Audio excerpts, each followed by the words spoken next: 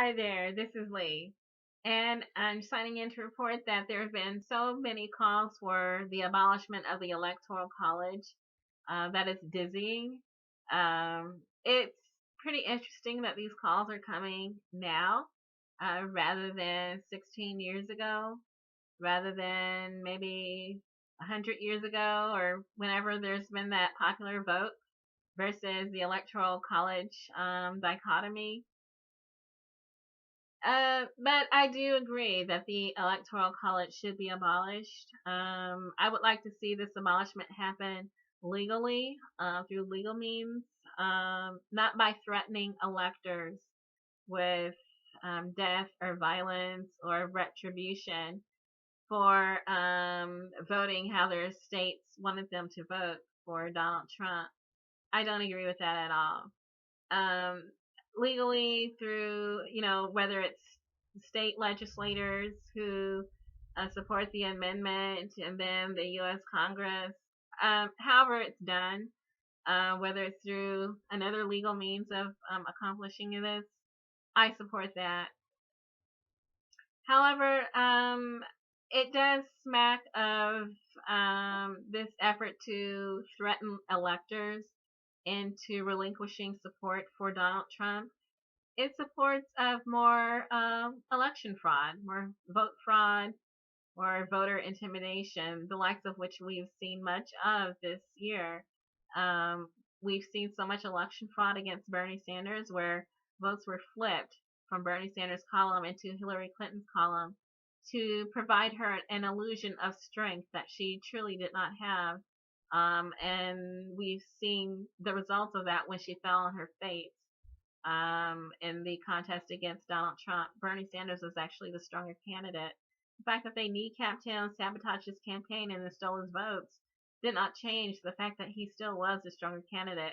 It was just that he was provided the perception by mainstream media in these efforts by the superdelegate to weigh the scale for Hillary Clinton to give her a false perception of strength that the voters did not support. And we see this again with the general election. I do believe that what happened to Bernie Sanders, the fact that 180 enough votes were stolen from him and given to Hillary Clinton, that he actually lost 184 delegates, to give Hillary Clinton a false sense of strength, perception of strength over him.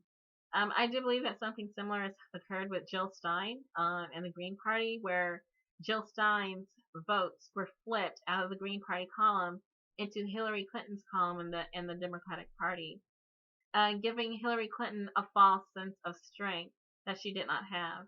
If not for the votes flipped out of Jill Stein's column, the electoral map would be probably even more red than it is now. She would have lost even more states, perhaps New Hampshire, to Donald Trump, maybe even other states as well. And I believe that Jill Stein's popular vote total has been flipped into Hillary Clinton's column to boost Hillary Clinton's popular vote total, in order to give her a false sense of strength, a perception of strength, and to also make her a martyr of the Electoral College falsely. And the reason why this is significant is that these votes, possibly flipped out of Jill Stein's column, actually cost the Green Party minor party status, ballot access, and then also $10 million in federal funds for their 2020 campaign. And so it was a direct attack on the Green Party. And the way I see this as being really egregious is the sheer amount of work that Jill Stein and the Green Party put in order to achieve minor party status. They worked very hard. The ballot access campaign, I believe as of April of earlier this year, they had 21 states where they were on the ballot. They were on the ballot in 21 states. Multiple rallies, multiple town halls, multiple media interviews, multiple coverage at the convention by C-SPAN, by primetime channels, Fox News, CNN. Fusion TV, Young Turks, all sorts of social media outreach. The fact that they ran so many candidates in various states, the fact that they had so many down ballot candidates on the ballot, that there was so much record-setting fundraising, record-setting ballot access, record-setting media coverage. The fact that Jill Stein had been visible in Maryland, in Philadelphia, in Florida, North Dakota, that she had so many rallies in Florida, in Texas, in Michigan, and the Midwest. The Green Party worked very hard. And the fact that at the end of that hard work, they are back on, they went up to 45 state ballots and then 3 more as a write-in. And then after this election, they make maybe almost 1%, the same amount of percentage that Darrell Castle of the Constitution Party achieved, and Evan McMullin of the American, I think, Independence Party. I'm not sure. But the fact that Jill Stein had been so visible, had participated in the debates, had inserted herself in the debates, had actually debated Gary Johnson on PBS with Tavis Smiley. The fact that the media had covered them, not even to the point of course, Donald Trump and Hillary Clinton. The fact that they've been covered so much more than in 2012, you would think that with about 10 times the coverage, 10 times the fundraising, 10 times the ballot access, well, not 10 times, but certainly more, record setting, actually running more candidates down ballot too, that there would be higher percentage of votes, especially since she in 2012, Jill Stein was against Barack Obama, an incumbent president who was still popular. It, stands to reason that she would not achieve a higher percentage of votes against Barack Obama. No one did. But in 2016, she's against 2 very flawed, extremely flawed, highly unfavored candidates with even more market penetration than in 2012 and more name recognition in 2012.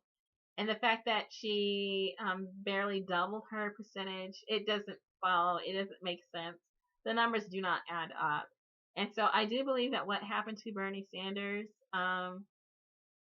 in the primary has occurred to Jill Stein in the general, that her votes were flipped into Hillary Clinton's column in order to boost Hillary Clinton's popular vote total, that if this were a straight race, the Greens would have made their 5% baseline, and then Hillary Clinton probably would have lost both the popular vote and the Electoral College to Donald Trump.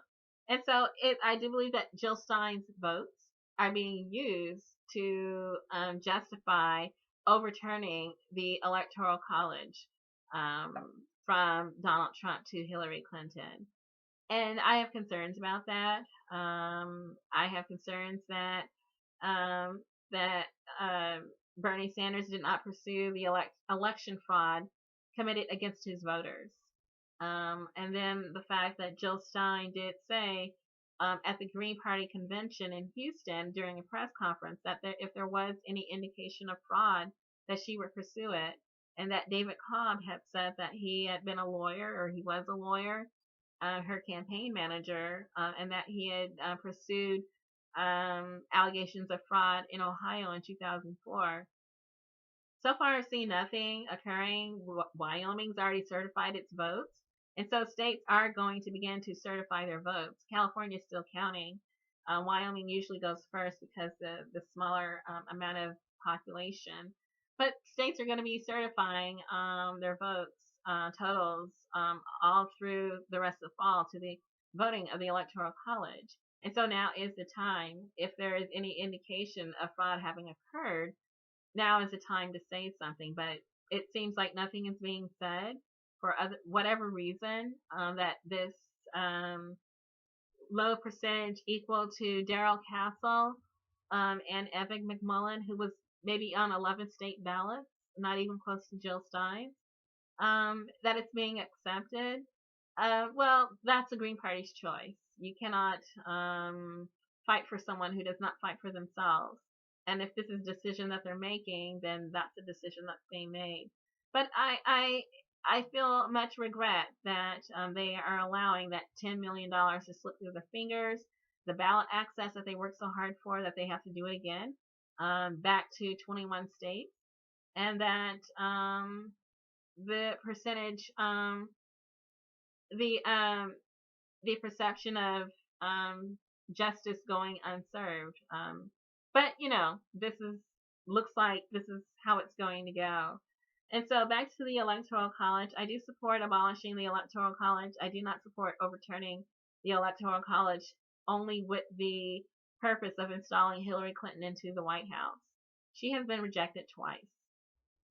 She was rejected in 2008.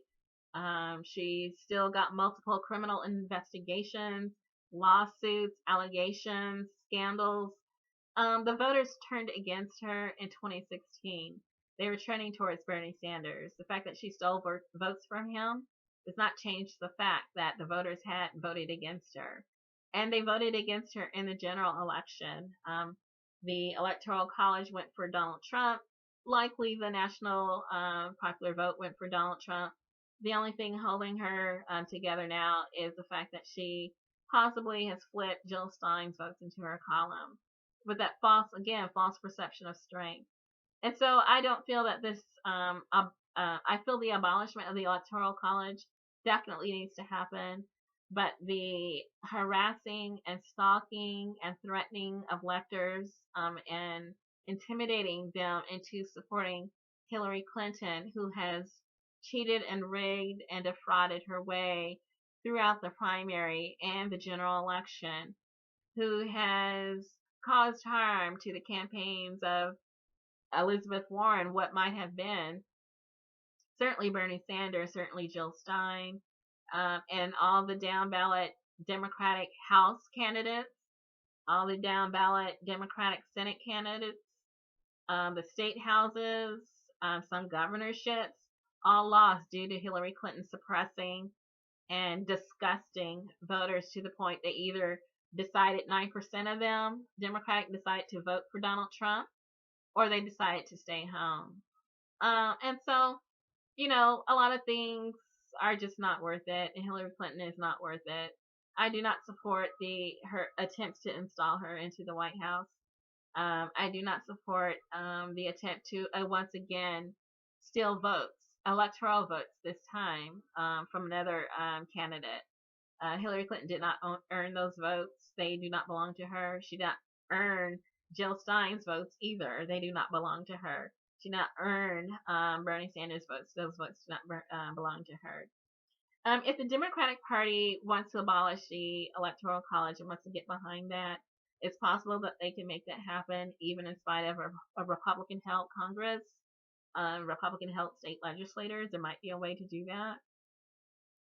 But I would like to see instant runoff voting. We can complain about the Electoral College, but it's time to implement instant runoff voting, ranked choice voting, or approval voting as a measure for voters to get away from the fear baiting, the lesser evil voting. We've come to the point where we've just had enough. If you're going to scream about the Electoral College, then scream also for instant runoff voting, ranked choice voting, or approval voting, a method by which people can have a chance to choose their ideal candidate, and then their less ideal candidate. They have a choice to choose the ideal and then the less ideal rather than one or the other, and rank their choices. And then whoever gets the less amount of votes, they get taken out of the race. And then the first choice and second choice are decided, and then whoever gets the most amount of votes, again, they win, as it should be. And so this is my view of what's being floated or determined about our voting system. Definitely a need for reforms. Voting process, abolition of the Electoral College, and I also think that there should be an effort to get rid of the voting machines. The voting machines, they also need to go. So while people are screaming about the Electoral College, there also needs to be demands for either ranked choice voting or approval voting, plus getting rid, completely just doing away with these voting machines that have no method for auditing and preventing votes from being flipped from one column into another. When our exit polling and our vote totals are uh, away from the margin of error, there's such a large margin of error between them, there are concerns and they need to be addressed. Richard Charnin has a WordPress blog where he's looked at several states determining the exit polling, the pre-election polling, and then seeing like what happened to Jill Stein's vote. And so that's what inspired this video. Definitely we need some voting reforms, but it has to be done in a righteous manner, not a manner that's unrighteous. Good luck.